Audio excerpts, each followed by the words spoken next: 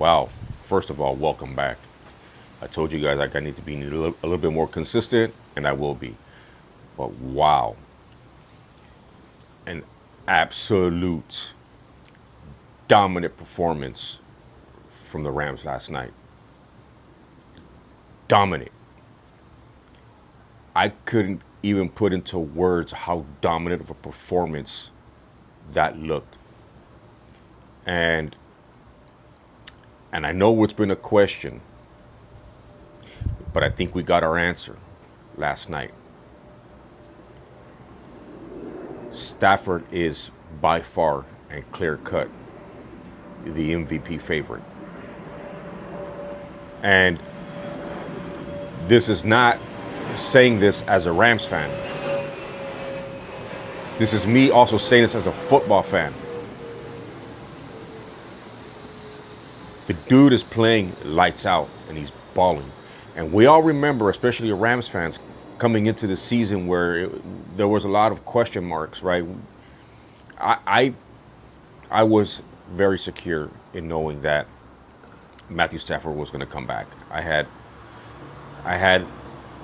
little to no fear that he wasn't going to come back at all.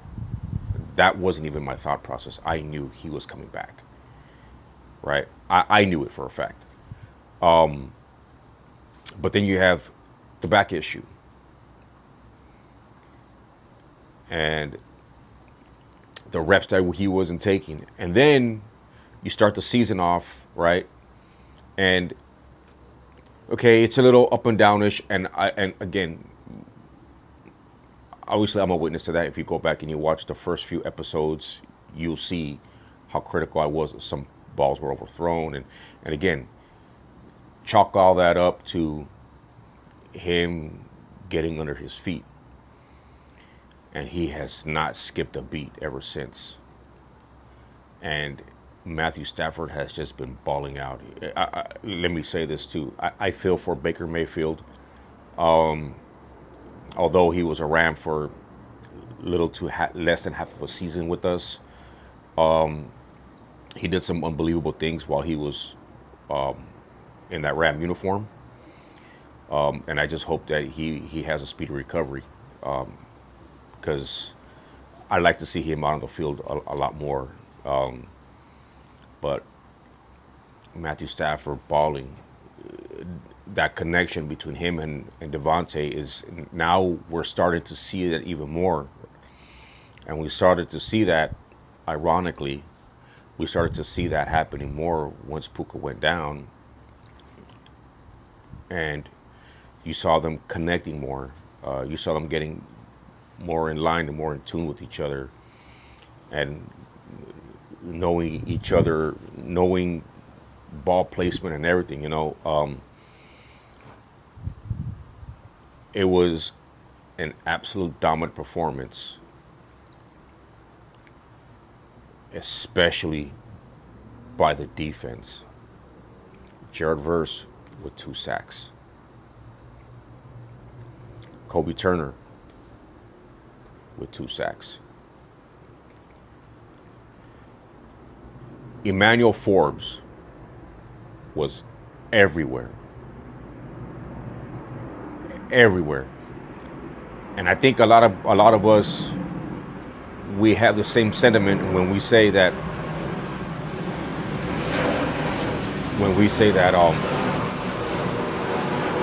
Nate Landman was a steal for us. And I don't think anybody will disagree. He was an absolute steal for us. But Emmanuel Forbes was a huge steal. A huge steal. That's a number 1 overall pick. First round pick. We basically got him for nothing. And that guy's been just balling out since he's been a Ram. Especially this season. Cameron Kitchens. Cam Curl. Unbelievable. Unbelievable.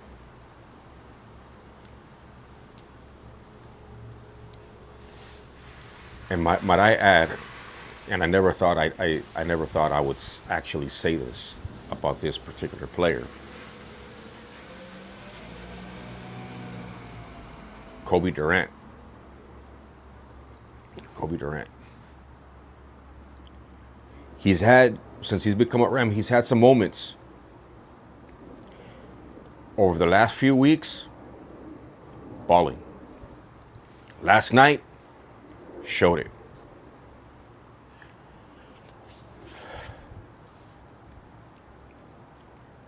Now, I'm a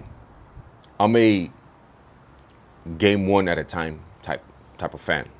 Let's just take things one game at a time.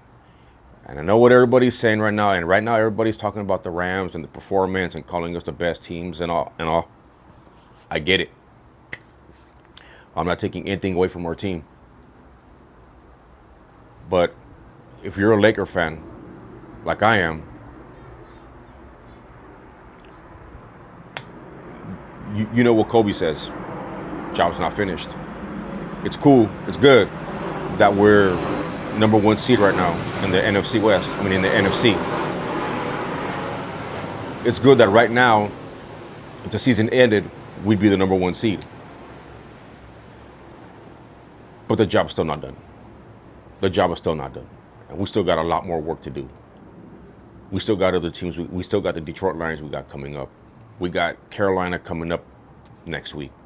We still got to play Seattle one more time in Seattle. And we still got Arizona twice. And we still got Atlanta. And I get it. You're going to say some of these teams are bad. They're still NFL teams. We still got to go out. We still got to play. We still got to go out and execute. So I don't take any teams lightly at all. And if you know me, you know this is my mentality. This is how I think. We can't take these bad teams lightly, because if you walk in there thinking you're going to go ahead and win these football games, you're not. And you're going to turn around and you're going to get beat. I'm proud of this football team.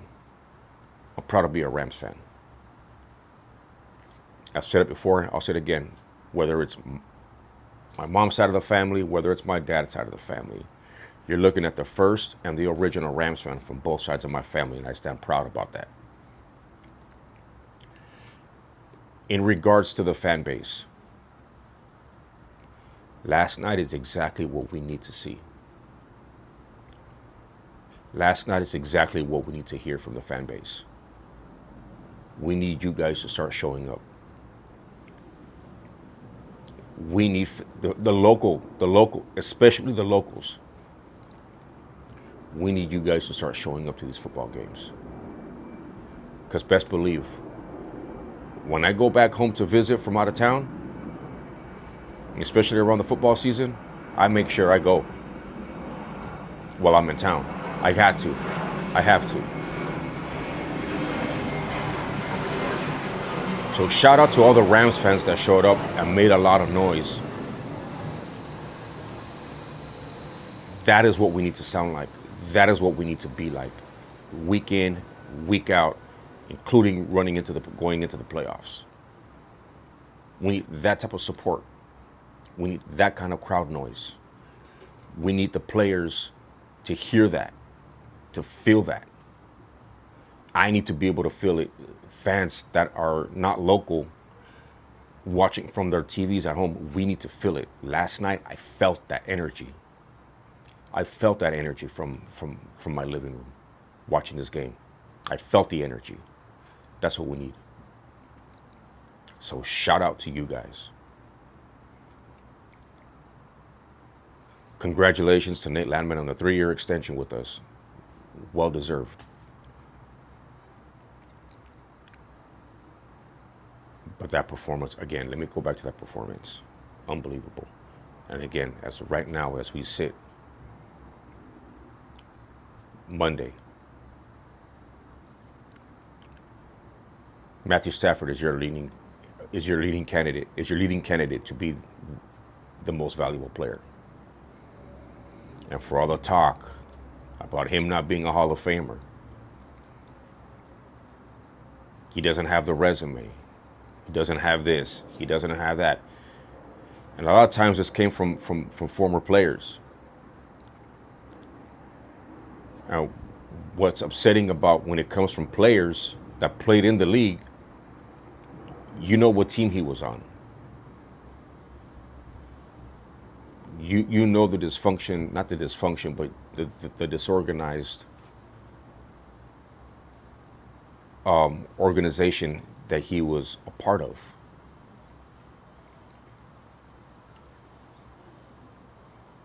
So,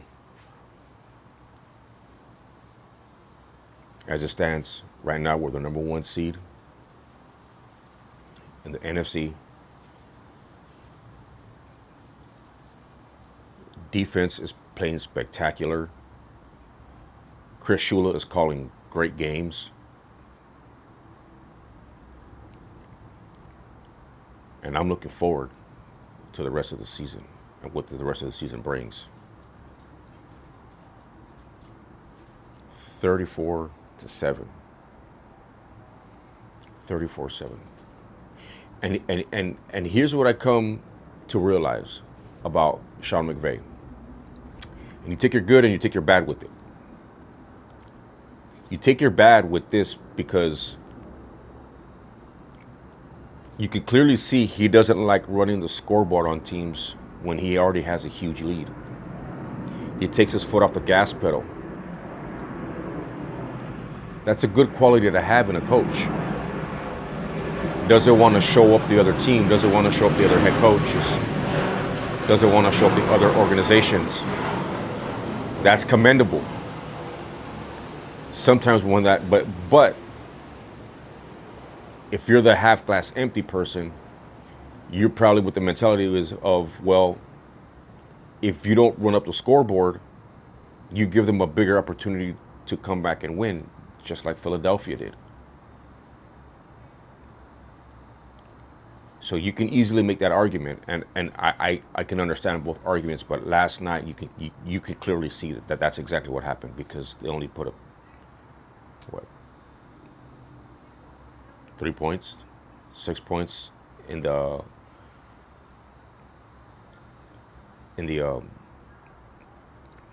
second half.